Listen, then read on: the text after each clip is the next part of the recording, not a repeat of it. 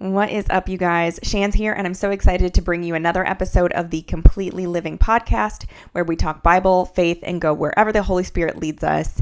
Today, we are going to be going through Genesis chapter 9. So if you've missed Genesis chapters 1 through 8, make sure you go back to the channel, watch those videos, make sure you have the context, get caught up so that you can come and join us here on Genesis chapter 9. Also, if you haven't heard my new song, Armor On, Ephesians 6, please also go to my YouTube channel and check that out as well. Okay, so we are going to be reading in the New Living Translation, unless otherwise specified, because we are going to have to hop into another translation because Genesis 9 gets crazy. Okay, you might not realize it gets crazy, but it gets crazy. So we're going to have to read another translation in addition to the NLT version in order to get the full context of what goes on. But I will explain everything when I get there. I will put the words on the screen so you can follow along. So let's get into it. Genesis chapter 9, the first heading that I have is God confirms his covenant. Then God blessed Noah and his sons and told them, be fruitful and multiply, fill the earth. This is the same mandate that God gave Adam and Eve at the beginning of Genesis. He's again reiterating, okay, now I've flooded the earth, I've reset. Now your job is to be fruitful and multiply and to fill the earth. It's important that you remember that they're supposed to fill the entire earth, not stay in one place. And that'll come back in Genesis later on. Verse 2. All the animals of the earth, all the birds of the sky, all the small animals that scurry along the ground, and all the fish in the sea will look on you with fear and terror. I have placed them in your power. I have given them to you for food, just as I have given you grain and vegetables. So now there's animosity between man and animals.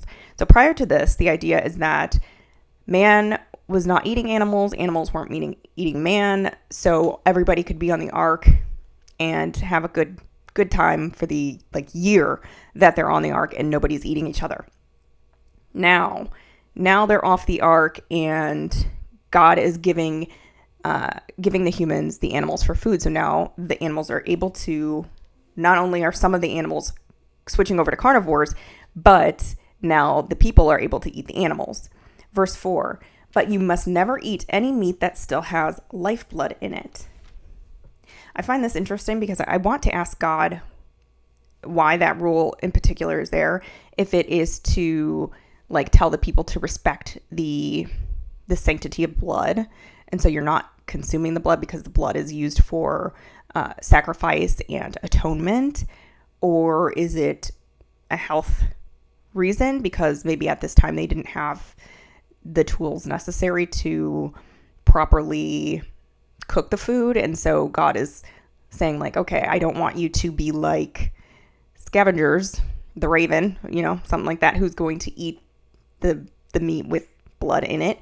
You need to make sure it has no blood in it. Is it to make sure that all the animals, the animals that are being consumed are actually dead? So it's like a act of mercy. I don't know. I would love to ask God, what was that? What was that rule about? Verse 5, and I will require the blood of anyone who takes another person's life. If a wild animal kills a person, it must die, and anyone who murders a fellow human must die. If anyone takes a human life, that person's life will also be taken by human hands. For God made human beings in his own image. So this is an interesting change from the beginning of Genesis. Because if you remember, when Cain killed Abel, not only did God not kill Cain, but he protected Cain and put a mark on Cain so that nobody would kill Cain. So this is an interesting juxtaposition of the outcome that was bestowed upon Cain and being protected and nobody can kill him, versus now, if you take a human life, that now results in death. And I don't know. I think part of it is he wants to put value on human life. We're made, and he says specifically human beings are made in his image. So he is saying you can't just run around killing each other. It is a big deal. This is a big problem. You can't just take life for granted. So there are going to be stiff consequences if you do that. Verse 7, now be fruitful and multiply and repopulate the earth. So again, God is reiterating the mandate. Be fruitful, multiply, repopulate the earth. Go and do the thing that I told mankind to do. Go do it. Verse 8, then God told Noah and his sons, I hereby confirm my covenant with you and your descendants, and with all the animals that were on the boat with you, the birds and the livestock and all the wild animals, every living creature on earth. Yes, I am confirming my covenant with you. Never again will floodwaters kill all living creatures. Never again will a flood destroy the earth. So interesting that God also makes the covenant with the animals. I find that to be, it's God is saying, I value animals too. You know, they're not left out of this covenant. It's humans and animals. So it puts like a certain amount of reverence for animals, which I truly do appreciate. And God says, never again will floodwaters kill all living creatures. Never again will a flood destroy the earth. I love how God is very specific. God says floodwaters will not destroy the earth. He didn't say something else wouldn't. He is very specific. He said floodwaters.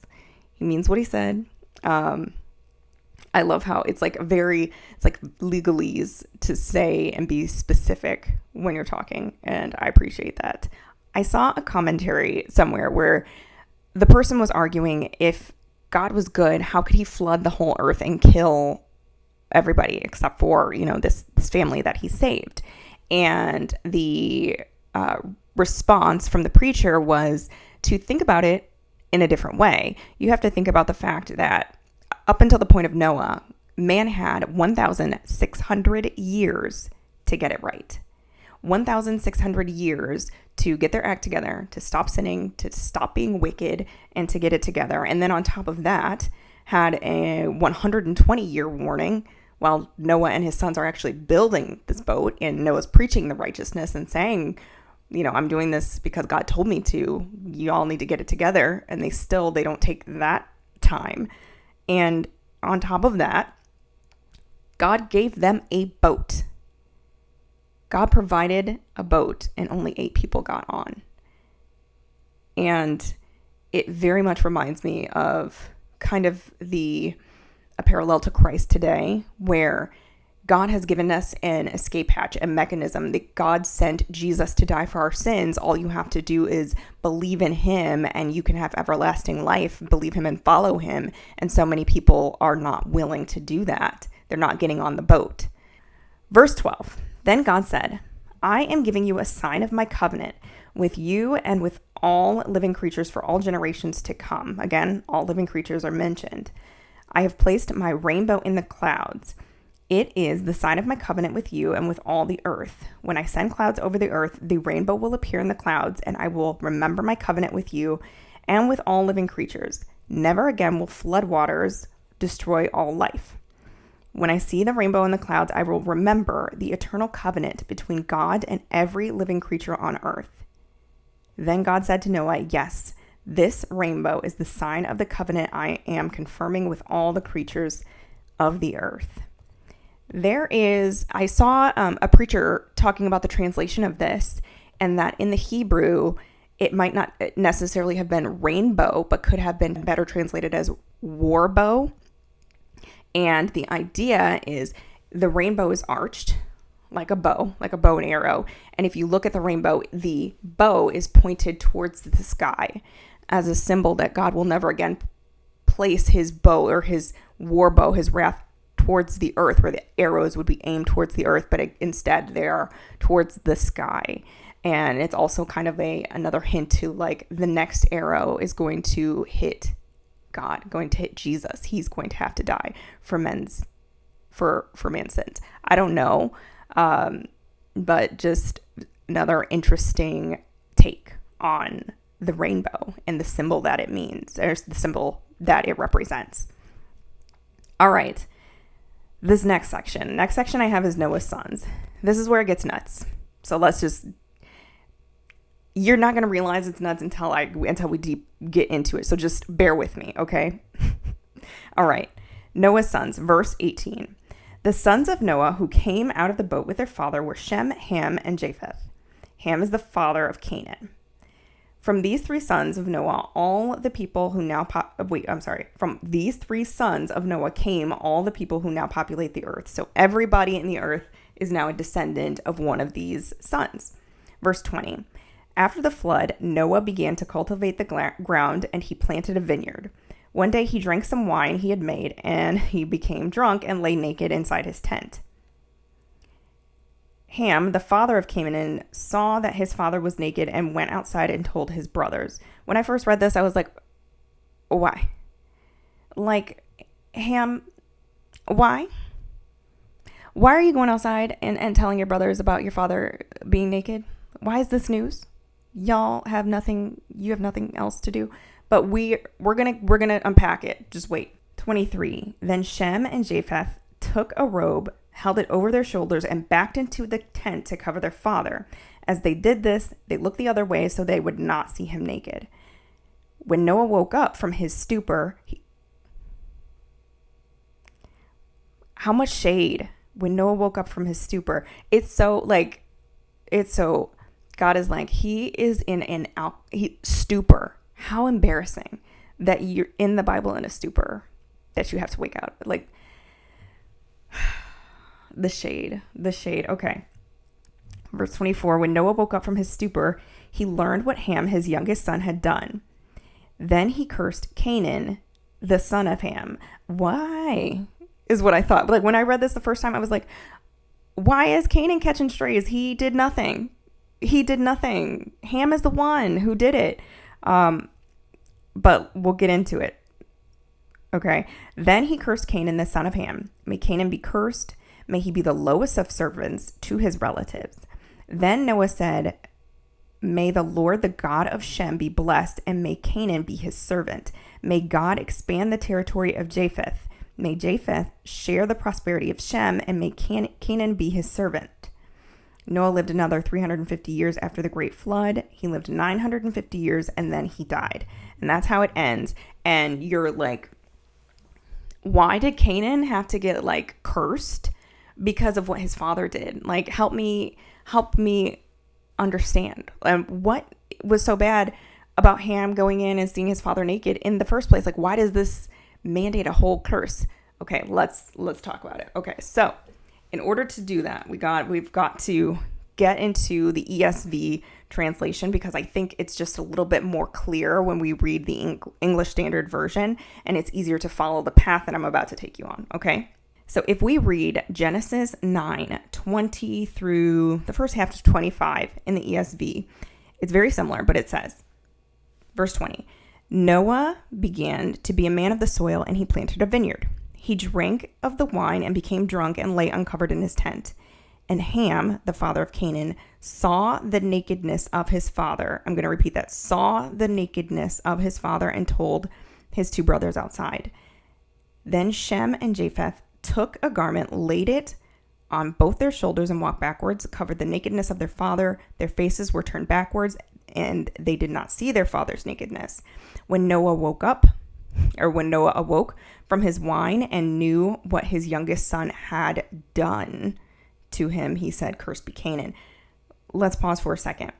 So when Noah woke up and knew what his youngest son had done, it also says in the NLT, his youngest son had done. So there is an indication that Ham went into the tent and had done something. So what is this thing that Ham had done that Noah wakes up and finds out about that leads to this curse? So what is this thing that was done? So in order to get there, we look back in the verse, and we see, and Ham, the father of Canaan, saw the nakedness of his father. So what we have to do is try to figure out and unpack what the phrase saw the nakedness means. What does that mean? And the best commentary on the Bible is the Bible. So we're going to look at other places in the Bible to try to understand what happened here. So if we go to Leviticus 20, let's go down to verse 17. Let's just read this one verse to get to connect some pieces. Verse 17, again in the ESV, in the English Standard Version.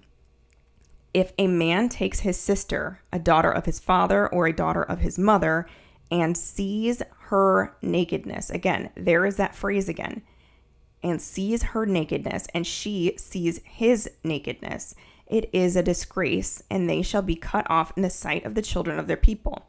He has uncovered his sister's nakedness, and he shall bear his iniquity.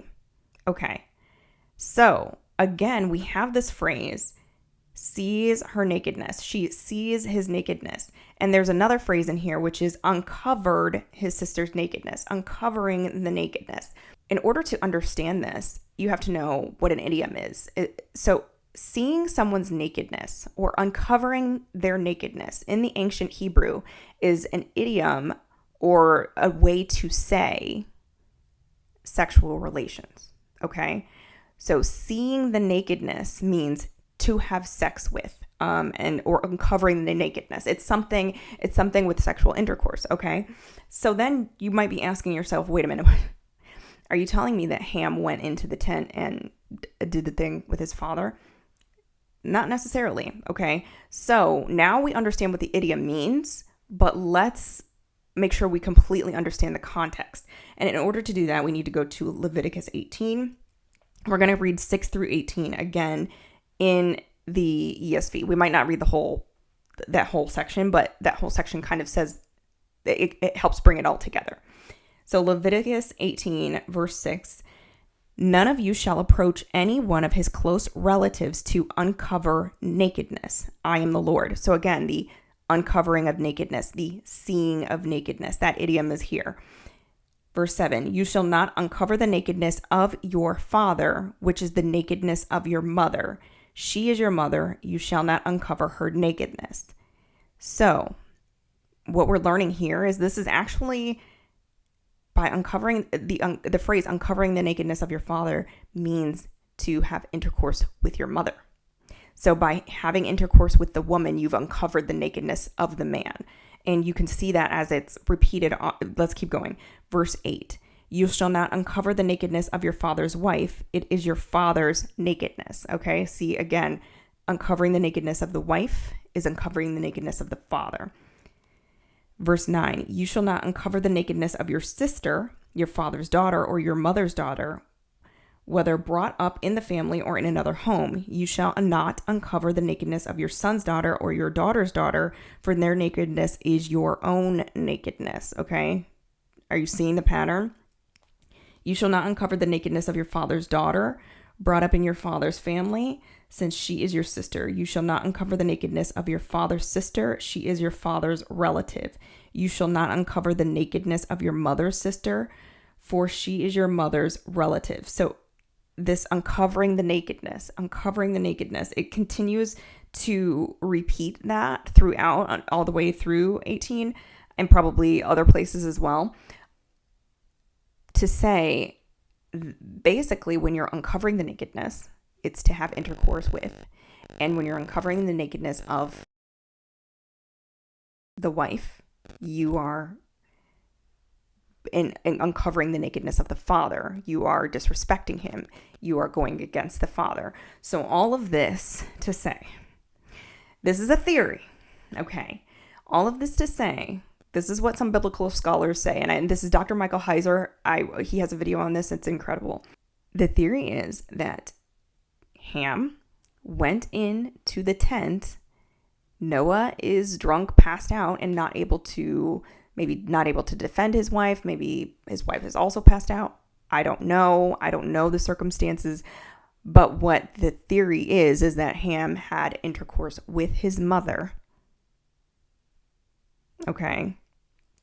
He does this shameful thing. Noah wakes up. Okay, so Ham does this shameful thing. He goes out and tells his brothers, because why? He goes out and tells his brothers. His brothers are like, okay. And they very respectfully pick up a garment, and maybe they're actually covering the mother. You know, like they're covering the mother's nakedness and thus covering the father's nakedness. I don't know. But they are backing into the tent and being respectful as to presumably not see their mom naked, right? They're not trying to see their mom naked. They cover her in this theory. And Noah wakes up, finds out what has happened, that he wasn't able to stop it or defend his wife or whatever. And then, why does Canaan get cursed? There's never a mention of who Canaan's mother is. So the idea is that perhaps Canaan is the child, the product of Ham's interaction with his mother. She gets pregnant and has Canaan, and now Noah is cursing Canaan because now here's this son who's come out of this bad thing that has happened, and I'm not standing for it. Like I'm cursing him. No, absolutely not. I don't know. It's not. I don't know if that's the case. Can't wait to find out all the answers when the Lord tells us everything. Just sit up there and just listen. But the tea, like that's crazy.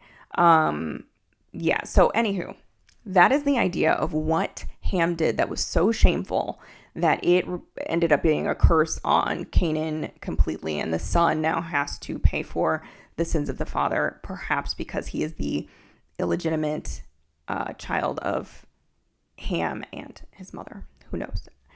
But on that note, we're going to wrap it up. That is the end of Genesis chapter 9. I hope that it made you think, or you are, I don't know, if you're as surprised to learn some of these things, or if you're going to go and research the theory a little bit more. I would love to hear your thoughts. Please write them in the comments below. Make sure to like, comment, subscribe to the channel, go check out the podcast, and I will see you next time.